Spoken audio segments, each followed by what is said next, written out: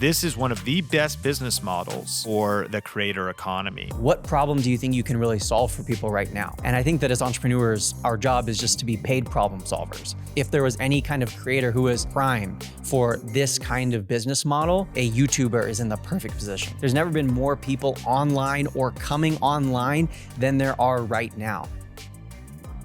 So while there's never been more opportunity in the creator economy to build a 6 or 7 figure business, 99% of content creators still find themselves broke. And that's because they're missing critical pieces of their content creation empire that we're going to be covering in this episode. So I'm super fired up to be talking to Brock Johnson, who is an Instagram and social media growth expert for creators and entrepreneurs. He's also one of the lead instructors and faculty of the Marketing Impact Academy and Insta Club Hub. And he's going to be breaking down the elements that most creators do not know that are critical for making this a sustainable business and income and actually going full time in a real way. And so, Brock, welcome to the show. Sean, thank you for having me. Super fired up to have you on. And you've been on the Think Media podcast before. But I want to actually start off with your story, and we can mine a bunch of tips out of it, because today you're a 7-figure entrepreneur at 25 years old. Newly married, been married for a while. You already snowboarded 30 times this year, living a pretty cool life, helping a lot of people. But back at 21, you earned almost 6 figures. You earned over $90,000 in a year on social media, which is very rare. You know, some people for sure have maybe made a few bucks in affiliate marketing. They've got a little bit of YouTube ads going. They've got maybe a sale or two of merch or something else they're doing. But there's a chasm that most creators don't end up crossing, which is actually figuring out how to make this sustainable. And that's because they're missing some pieces. So tell us your story. What was happening back around 2021 for you? Yeah, absolutely. And actually, let me backtrack and say, I definitely don't have it all figured out now by any means, but I'm more than happy to go back to kind of where I started when I knew even less than I do now. And so my business started when I was a freshman in college. I was a student athlete. So I had books and ball all day long. I had very little free time, and I definitely didn't have the time to get like a normal, typical job. And so my mom came to me, and I actually reached out first and was like, hey, I know I can't work a typical job. I can't work a 9-to-5. I need to be able to provide for myself though, because my goal is to become financially independent from you and my dad. Like I wanted to cut that umbilical cord and be able to provide for myself without the quality of my life significantly deteriorating immediately. And so that's when she kind of was like, okay, well then let's start a business. And at that time, a course was what my original business was. It was $19, so a relatively low price point. I didn't have a huge social media following. And in order to figure out what that course was, she asked me, what problem do you think you can really solve for people right now? And I think that as entrepreneurs, our job is just to be paid problem solvers. And so I had to identify 2 things in order to create this first course and thus my first business. It was, what problem can I solve? And where is there a gap in the market? Or basically, what problem needs solving? Because plenty of problems have already been solved. So what problem can I solve that hasn't already been solved? And at that time, it's going to sound funny to say it now, Snapchat was all over the news for the dangers and the beware, and teens are on it and who knows what they're up to. And there's creepy stalkers on Snapchat with disappearing messages. So everyone was really concerned about Snapchat, very similar to how they're concerned about, say, TikTok nowadays. But at that same time, I had just taught my parents how to use Snapchat as a way to communicate with me as a freshman in college. And so I was like, well, I know how to use Snapchat. I am 19 years old, so I'm a teen. I know what these kids are up to. And so I could make a course basically teaching how to use Snapchat and how to keep your teens safe on the app. And that was my very first business and how it got started. Yeah, that's wild. And, you know, that's probably my favorite business model is the e-learning industry. Forbes just updated the numbers that it's going to be over $1 billion a day industry by 2025. And it just continues to explode. Teaching what you know, packaging it into an online course, and thereby jumping past needing an algorithm or a platform to pay you pennies for being monetized in some way. So go a little bit deeper though. was kind of that initial launch, and how did you build that business? What were some of the elements needed to package that, put it together, and actually get it to market? Totally. So of course I needed a platform to house the e-course, and there's plenty online. I found one that worked for me that could just kind of house and sell, create landing pages for that actual course. In terms of the creation of the course, it was as raw, rough, bootstrapped as you can get. I rented out a private room at the local library, and I didn't even have a tripod at the time. So I just leaned my phone up against some books from the library. The angle was like on the table, shooting directly up my nostrils. I hung like a little banner behind me, which I still remember. It was like crooked, very badly crooked. It even fell down in one of the videos, super rough. And I just banged it out for like 3 or 4 days in a row. I just stayed in that room. I would bring my lunch with me and I would be in there for hours and hours, recording as much content as I could. And then eventually, once I was done with all that filming, I had it sent off to an editor, because very early on, I learned the lesson that I'm not gonna be able to do all this myself. And we were coming up on the football season, so I knew my time was going to be even more pinched. So I sent all that content off to an editor to just be roughly chopped up, nothing fancy. And then it was football season. So then for about 6 months, I couldn't really do much. I couldn't really promote much. And also I didn't want to. I wanted to focus on that current season of my life. Once that was over, I got all the editing back. I added it all into the course.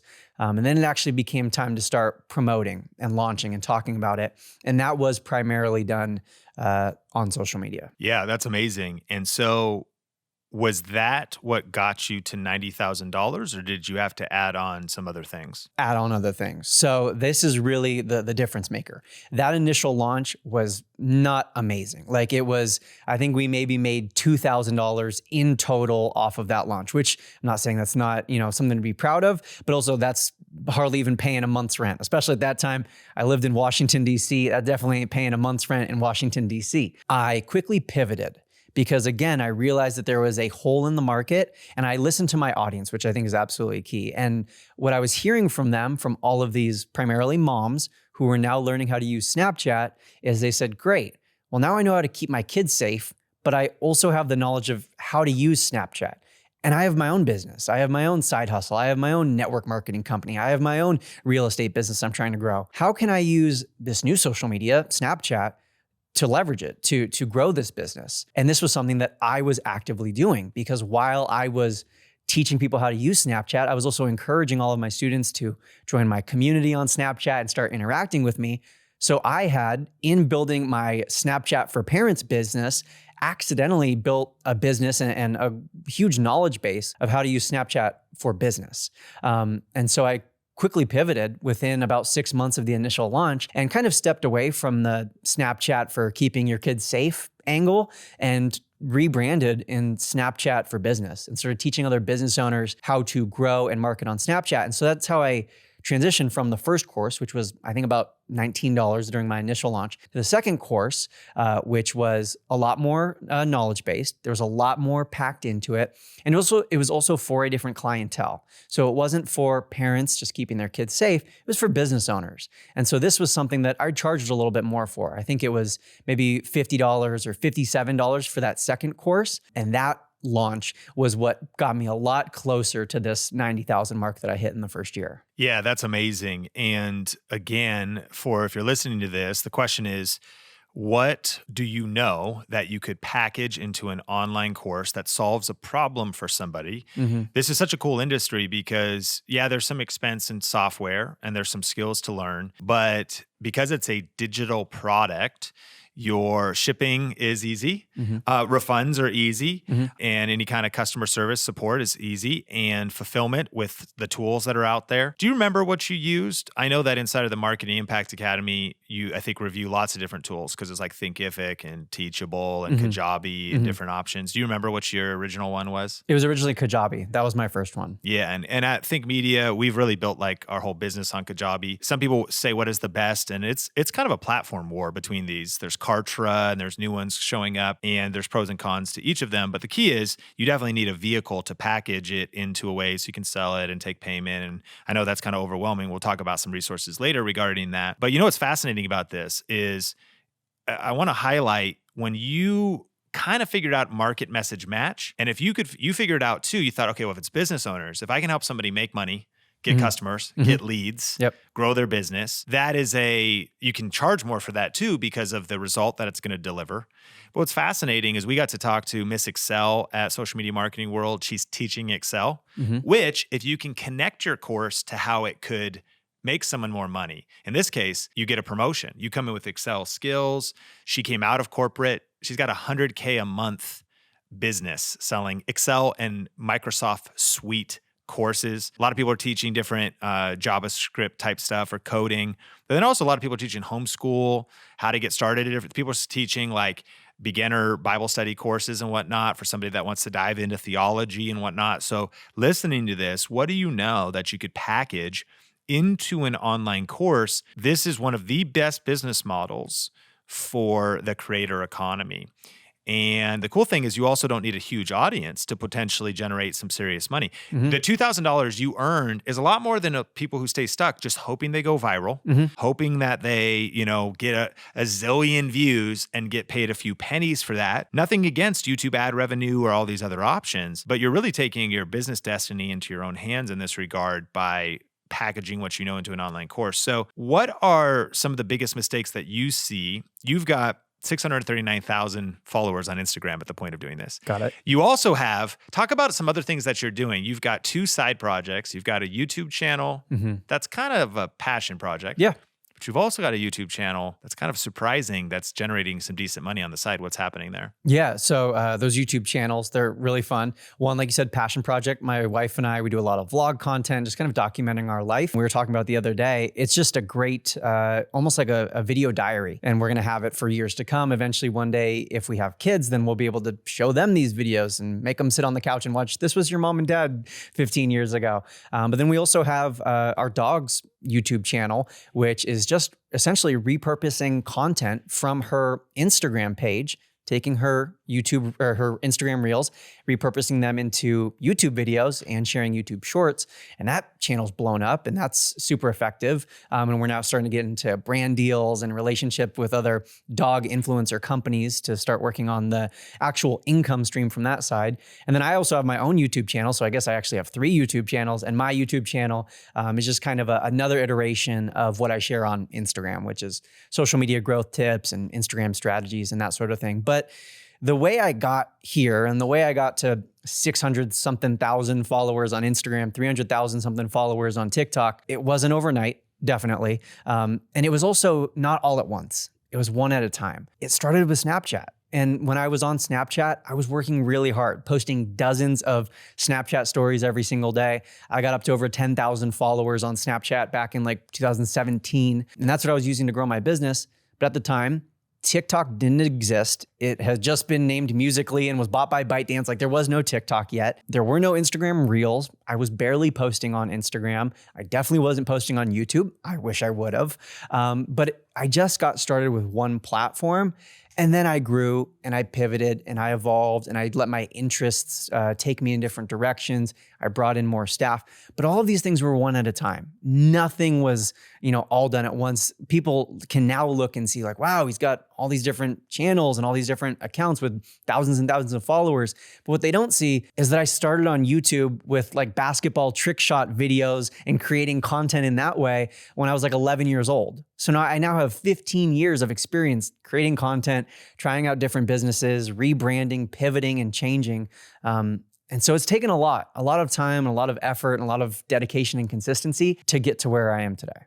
That's encouraging too, because I know people are at different stages in the journey. And so hearing that this isn't overnight. But one of the things I want to highlight is, in just a second, I want to talk a little bit about the biggest mistakes people make, the building blocks of actually getting away from being dependent on algorithms or just being a broke creator, but getting some of the pieces that people are missing. But I want to highlight some of our listeners are passionate about documenting their life, about vlogging, about sharing their story, and which I think is amazing, but that is one of the least viable creator economy businesses, in our opinion, that we teach. What I actually love is that you figured out a viable business that actually funds your passion projects. It is our conviction at the Think Media podcast that real artists don't starve. We all hear about starving artists, but real artists don't starve. And so that now you can do that stress-free because you have this other thing paying the bills. So for some listening to this, I just want to even speak directly to our community. It's like there is maybe you have your passion, but you're torn because there also might be something practical, and there might be different brands. We always encourage people, figure out the brand that is the shortest path to revenue. Yes. Because then once you have cash flow, you can then fund your artistic projects as opposed to saying, I'm just going to have a vlogging channel. So maybe like flipping your thinking and the sequencing of your events. You guys just went snowboarding 30 days this season. Mm-hmm. Mammoth is having crazy levels of snow. So you're saying that you can go multiple more. You guys just got approved for an offer on a house in Park City. You are able to live this great lifestyle, but it didn't happen overnight. Mm-hmm. And it didn't happen by picking the wrong vehicle first. Yeah. The basketball trick shots video as well, so that didn't work out. But it happened because you saw what we're going to even go deeper into in just a second. Mm-hmm. Built a real business. Yeah. Website funnels, the thing needed around that, product, package, what got all those things in place. But that was the unlock that opened the door to the life you're living and to then put staff around it, virtual assistants around it, help around it. So also being a pet lovers, you can have that channel as well.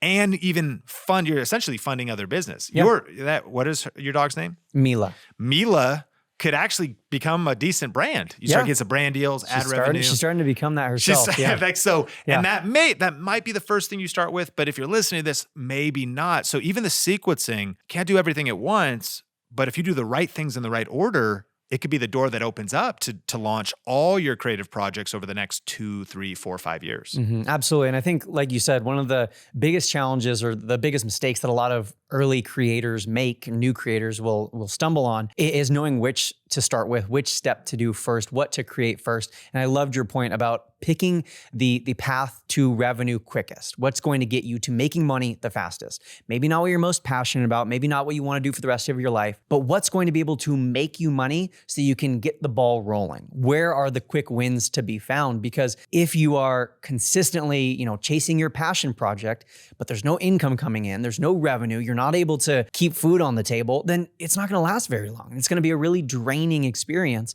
Where instead, if you start from a place of, I'm going to take care of my basic needs, which in the world we live in, a basic need is you need some sort of income. You need some sort of money to be able to afford these passion projects, this art, whatever it is that you truly want to do.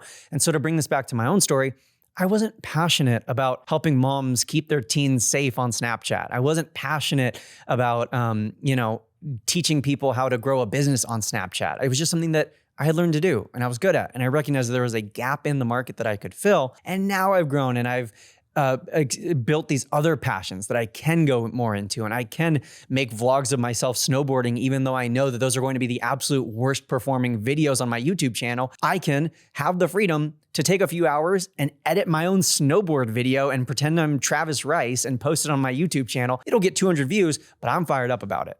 And I'm only able to do that because I entered the pain cave early on and I embraced the suck and I embraced, hey, I might not love doing this, but I'm good at it and there's a market for it. That's really, really strong. So I want to talk about the Marketing Impact Academy, and then we'll talk about a lot of tips we can learn for the foundations of building our business, social media strategy. But this episode is brought to you by miabonus.com. And again, full transparency, years ago, I'm trying to remember when, I want to say around 2014 or 15, I became a student of the Marketing Impact Academy. This program changed my life. You now co-run this program as one of the instructors with Shalene Johnson, your mom. Mm-hmm. And I had the opportunity of originally doing an interview with her, even doing some freelance video for her. And then I got exposed to this world that changed my life because as a tech YouTuber, YouTube ad revenue was earning a few $100 once I kind of got to scale. Mm-hmm. And affiliates, I started to, by having people click affiliate links talking about tech, I was able to earn a few thousand, and that brought me to 6 figures. But what skyrocketed our business to 7 figures, which to also make this practical, oh, well, Sean, you've been doing this for a while, you do video, or, well, yes, but also like your story, it took a decade to learn all the skills and invest in online courses and my learning and myself and my education. Imagine if you just did 10% of seven figures. I'm not even very good at math. That's 100 grand. I think so. Yeah. Imagine if just 5%, that's an extra $50,000. I mean, you did $2,000 in your first course, whatever. Just the practicality of packaging what you know in an online course, figuring out how to do that, and then figuring out the 52 things I didn't know of eventually like, well, how are you even going to make the offer? Well, how do you even structure an offer? Well, how do you even put together a webinar? And I remember in these early days of Think Media, I was watching the Marketing Impact Academy on my phone on a treadmill at Fitness 19 in Las Vegas. And wild story, because now Omar El Takori is one of our content creators. We're in his studio here in Vegas. A lot's happened since then. He came in and we actually got connected. And I was like, hey, Omar, crazy to see you here. He's like, what are you doing? I'm like, I'm studying. I'm trying to learn the skill set of creating an online course and learning how to market it and learning how to brand and all this different stuff. And then we started to make videos and he was a video editor. All that to say is every year, and it's actually been, I think, a couple years since we've even talked about this, we have let our community know about this program that changed our life. We only like to share programs we vetted, work with brands or companies that we vetted, but people can know that we are students of this program. And what's kind of cool is we've put together some specific YouTube trainings that are separate, that are just extra because you guys recently opened the doors to the Marketing Impact Academy. So without going further into that, if you want to check that out, it's at miabonus.com and you can see everything in the show notes. But give us an overview of what this is, and let's get into some value about the things people learn inside of the Marketing Impact Academy. Totally. So I told you my story earlier of how my mom was really the one who guided me in starting this Snapchat business. And to give you the full background story, I was really homesick. I was really struggling. I was opposite end of the country. California is where I grew up. Washington, D.C. is where I was going to school. And so I called my mom crying one day and I was like, hey, I just need you to come visit me. I'm feeling homesick. I'm really struggling. So she flew out and we stayed up in her hotel room until 2 or 3 a.m. making this business plan, working it out, figuring out all the different pieces, what needed to go in what order. But unfortunately, she's not available to fly to every single person who is crying to her on the phone and meet with them and stay up till 2 a.m. in their hotel room. So that's where the Marketing Impact Academy comes into play. And essentially what it is it's more than just a course. And that's why it's called the Marketing Impact Academy, because it's truly an entire business school. But imagine you show up your first day at college and they just hand you every book that you're going to read for the entire duration of college. They hand you every syllabus and every one of your professors is just standing there smiling. You're going to be extremely overwhelmed and not know what to do.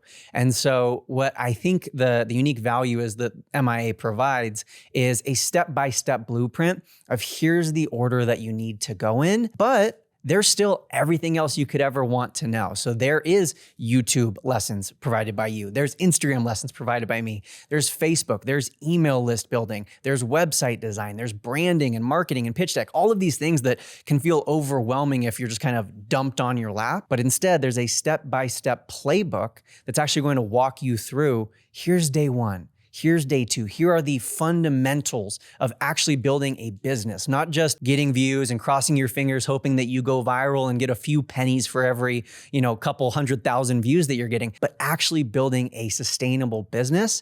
And then how do you build this other side hustle and this other stream of income and this other side hustle so you can chase your passion projects and you can do the things that truly bring you joy. You don't have to stress so much about where the next paycheck is coming from or where you're going to, find your next customer. Yeah, I love it. And being a student, I know that you continue to update the curriculum and change it. Some of the elements that if someone wants to build 50K, 90K, multiple 6 figures, 7 figures, that I took away was, I think, first getting clear on your audience. I think a lot of people listening to this, they may not even really understand who their person is. Yeah. I learned the term lifer from you guys, and it's kind of another way of saying avatar, although you do think about it differently. And I think you think about it better and you go into that. That's first getting absolutely clear. And this will help you just in the content creation, but then in the product creation, clear on who it is that you serve, what problem do you solve. Then also list building. 99% of people probably listening to this right now are doing it wrong, because they are disrespecting email marketing. Oh my gosh, yes. It's pretty wild. Speak on that. Yeah, absolutely. It's shocking. It's scary, honestly, to see how many people put their faith and all of the proverbial eggs in the social media baskets, which ultimately in this Web 2.0 world that we live in, we are operating on rented territory. We don't own our subscribers. We don't own our followers. We don't own the access to them. Algorithms are always changing. Platforms might get banned. They're always, changing their features. And so it's getting tougher and tougher and tougher, not even to mention increased competition to reach our quote unquote followers. It's so challenging. But an email list is something you own. It's a way to contact people that doesn't require an algorithm. It doesn't require this third party, mediated communication through Instagram or Twitter or whatever. And so an email list is absolutely essential. And to speak to your point about knowing your avatar, knowing your niche, as some people might say, a lot of people, you'd be surprised, think they know their avatar. They think they know their niche. And we recently did a study, 97% of our new incoming students who believe that they have identified their avatar or they know their niche, they know what their thing is, they actually haven't fully done so.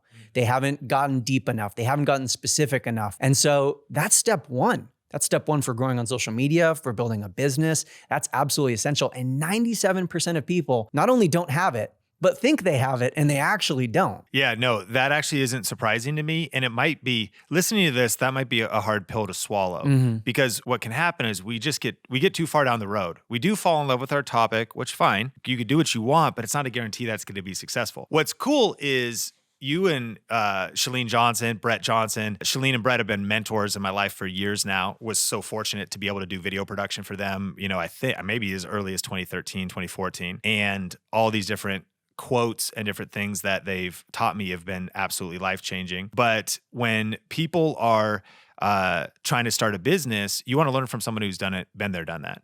And as mentors, I don't know what the number is, but they've built multiple 7- and 8-figure businesses, like 5 or 6 or 7, you know what I mean? Yeah. In fitness, in physical goods, in digital products, in the health industry and other industries. So even reverse engineering back, this is one of my favorite words these days, is viability. If you don't even get your step one right, you don't get your foundation right, what everybody gets into is, like, you guys are buying a house. And probably one of the things that's most exciting is even thinking about decorating it, furniture, what TV are we going to get, what art are we going to put up. But if the foundation is off on your house, or if even the roof and the walls and the structure is compromised, then all that cool furniture and all that cool artwork is going to get soaked when it starts to snow and rain in Park City. And that's what's happening to a lot of people. They're like, how do I get more, views on my reels or my YouTube shorts?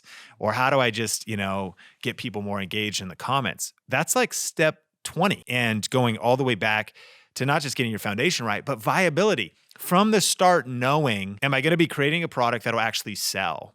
Will this fly? Will this be something that actually works out? If you get that right, then you start building your list. Then you actually have to shoot it though, package it, promote it, name it. Then you have to actually build out a process to host it online. What are just some of those steps? Obviously, we can only cover it at a 30,000 foot level here in this conversation. But once your online course is done, what are just a few of the pieces that you then have to do next? Yeah. And so these are definitely things that are covered. And I love that you mentioned, like, will it fly? Because our good friend, Pat Flynn, who wrote that book, he's also an instructor inside MIA. Yes. And so earlier I mentioned this analogy of, like, you walk up on your first day of college and all of your professors are there in front of you. And that's similar to what it's like in MIA, in that there's not just myself and my mom. There's also, as I mentioned earlier, yourself, Pat Flynn, and dozens of other industry experts, because I recognize I can't be an expert in everything. And also, as an entrepreneur, you either have to turn to these experts like yourself, like these other,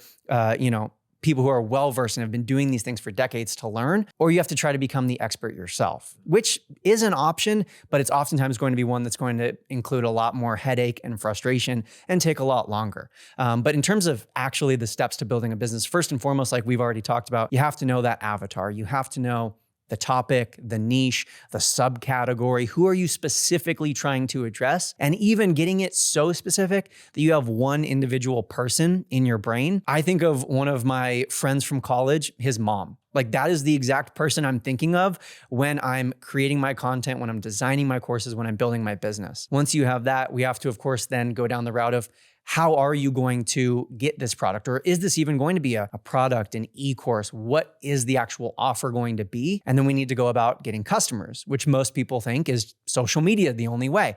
But there are actually a lot of other ways that we cover in MIA that don't require going viral and twerking on TikTok and posting 19 YouTube shorts per day in order to go viral and just reach a giant quantity of people. But all of those things are absolutely taught and explained in depth in the academy. Yeah, and I'm leaning heavy on digital products, online courses, because it's one of my favorite business models. But there is at MIA Live, there is people you learn from. There was a seashells person. Is that Shopify? Was doing jewelry. What was that story? Yeah, I remember that story. She sold, I think it was some sort of like seashell jewelry. Yes. Which I feel like it's a tongue twister. And she was selling it on Shopify. Yes. Sally sells on Shopify with the seashells. Yeah. And yeah, she has a 6-figure business just on Shopify, and she's selling this custom handmade jewelry. And I don't think she has a huge social media following at all in order to build this business. Yeah. And so the cool thing is, Marketing Impact Academy, you got to learn marketing, online marketing, branding, positioning, and these best practices that 99% of creators are missing. Because we just fall in love with the front end content. Yeah. And that's when social media gets fun, is when you have a back end business that's actually built. So eventually got to upload the course. There's all these things that seem overwhelming, but that's why it's nice to have someone to show you step by step and a group of people. And I also do want to speak specifically because so many people are part of Video Ranking Academy already, which is our signature YouTube course. This also, if you're part of Video Ranking Academy, this is the next step. This is also a good first step, but a lot of people in Video Ranking Academy ask us constantly, how do we learn this next set of skills? How do I build an email list? How do I package what I know into an online course? How do I upload that, market that, promote that? How do I build out the sales sequence? How do I build out the different pages that you need and then the payment processor and connect it all together? And to your point, just like people who made the smart move and invested in Video Ranking Academy, of course you could try to go it on your own and become an expert on all these things. But that is the worst way because it's so slow. It's just going to take you years, if not decades, and you can compress time. If you value your time, you just take the paint by numbers process. And again, when I was launching it, I was just shocked because I was like, every time I would get to a thing like, okay, now I want to eventually create a web class. And if someone's listening to the Think Media podcast right now, you've probably seen one of my web classes. One of my webinars would be kind of the old school term. We like to call them web classes or master classes. There's masterclass.com or whatever is a popular brand. And so we're just always trying to use the language that people would understand. It's a free online class about YouTube, which is one of the things that we would let people see and then let them know about our YouTube course at the end. Like even how you structure that class, you could sit down and just try to wing it. But instead, I just painted by numbers that those web classes just followed, I think what's called in MIA is the infomercial formula. Yep. And life-changing. I watched that thing like 10 times. Yeah. And then I just was like, okay, so this would be the structure. And then of course I filled in my knowledge and my understanding about YouTube, but even also storytelling. I mean, there's too many rabbit trails I can take right now on all these critical components and storytelling and learning to craft your story. I know you're deeply passionate about storytelling. You have a storytelling book and you think about these stories and how they illustrate to business. So anyways, I have a couple final questions for you, but I want to back to speaking to Video Ranking Academy. This would be your next step. Like, I want to encourage you, if you're listening to the Think Media podcast, you're part of VRA, at miabonus.com, not only do we have some extra things that we're including during when they open the doors to MIA, it's the best business model for YouTube content creators, especially that are in education. And, you know, one of the things, Brock, that's interesting is I was at Social Media Marketing World, and I talked to the course creator platforms, Teachable, Thinkific. They had some staff there, and we got into a conversation, and they said, our most successful course creators using our platform are YouTubers. Wow. And they said the reason why was because if 65% of people are going to YouTube to solve a problem or ask a question, your discoverability there, which is the whole promise of VRA, is is the opportunity to get found, get discovered, and build know, like, and trust in a free environment, right? Where they're watching free YouTube videos. But then people have also, what's already happened between you and them is they've already decided, oh, like, I kind of like this person's vibe. Oh, this person's been helpful. And then if you're able to be like, hey, if you want all the things all in one place, like, I also have this course available, and it could be anywhere, right? Kajabi or Udemy, which we don't really recommend, but it could be anywhere. And, ultimately, it becomes the 1-2 punch, because I think that this should be a piece of almost everybody listening to this at some point should create an online course. It's just such a great asset. Even if it's not your main thing and you lean heavy in other directions, teaching how you did what you did, or to your point, getting inside of the Marketing Impact Academy and just going through the process of unearthing some things you don't even know yet. Totally. You don't even know what you don't know. Yeah, totally. And there's so much of that in there. And I also think, speaking specifically about YouTube creators, is from a technical standpoint, they have those skills to create the videos, create the audio, create that course. It's essentially the same thing as making a YouTube video. The only thing is it's put in a specific strategic order and it's put behind a paywall. That's the only difference really between an e-course and a YouTube channel. Even the playlists on YouTube are very similar to what you would be offering inside of a e-course. And so I think that if there was any social media or any kind of creator who was prime for this kind of business model, a YouTuber is in the perfect position. I totally agree. And, another reason to, it's some mistakes to avoid is some of the things that people avoid a lot though or need to avoid is wasting their time on things that don't work, working on the wrong step in the wrong order, but also potentially avoiding a lot of lost revenue. And as you mentioned that, YouTube is trying to get into the course game, basically. They are now adding on-platform integration of content behind paywalls to equip creators to package what they know, to either a part of channel memberships where you can do exclusive content just for your channel members, or there's some new features, YouTube Premium, all of this other stuff.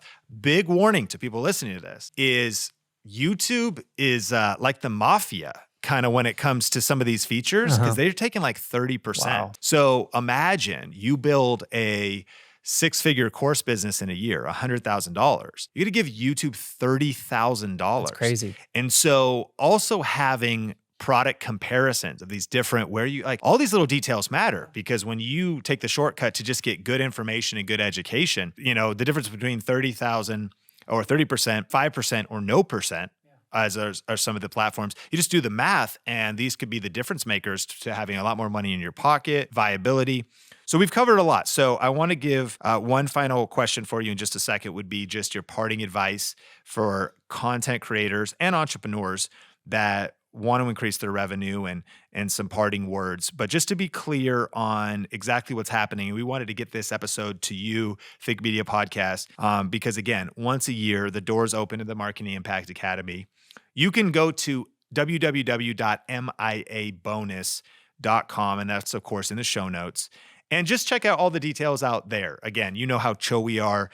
We just love to share with you programs and products that have changed our life. This has now been a community. I've been on trips with Brock and Shalene and Brett. They've spoke at our event, I think like every single year. Shalene Johnson, you've spoken at our event like 2 times. And so you may already be familiar with this kind of community, maybe not. All the details for the extra bonuses that we're doing, that we're offering during this time are at miabonus.com and in the show notes. And we just believe in this program wholeheartedly.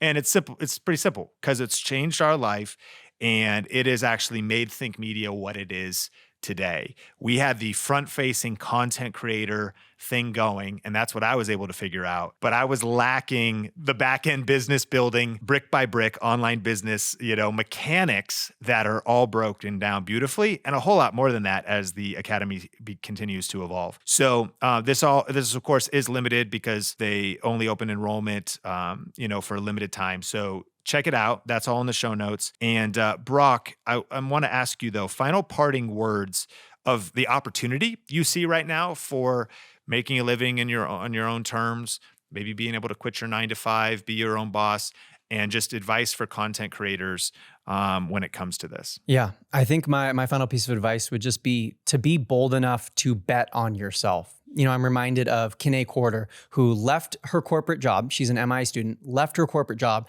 and is now the world's #1 financial hypnotherapist.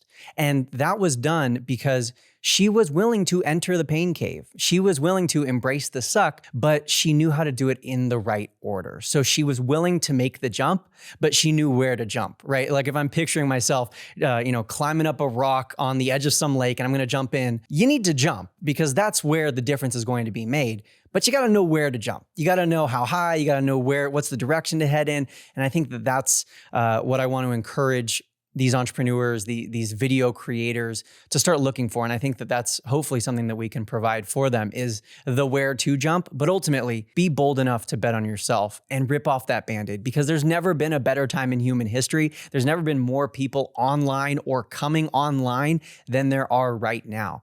I know there are a lot of industries that might feel saturated or feel like, oh, I missed the mark on that.